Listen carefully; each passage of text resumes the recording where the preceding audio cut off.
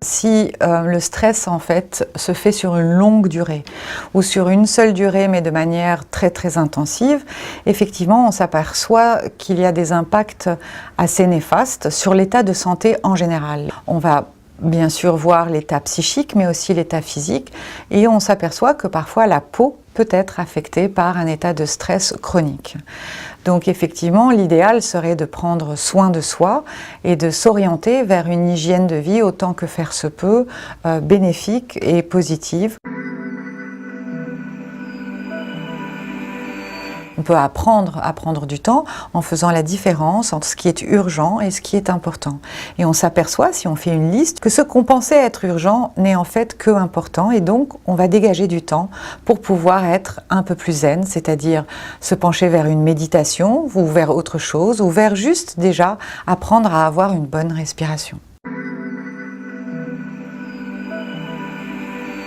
S'occuper de sa peau, prendre soin de soi, prendre du temps pour soi, fait effectivement partie du processus zen.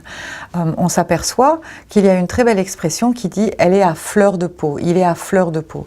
C'est lorsque la personne a atteint un état de fatigue chronique. Donc effectivement, pour éviter d'être à fleur de peau irritée, qu'est-ce qu'il y a de mieux que de s'occuper de soi, que ce soit par mettre de la crème, prendre du temps corporellement, des massages ou alors de la respiration, de la méditation, du sport essentiellement, pour pouvoir prendre du recul. Et là, on retrouve cette notion de peau qui est épanouie et on revient à la définition dont on a parlé, la peau comme étant membrane séparatrice, cette distance nécessaire entre le monde extérieur et le monde intérieur.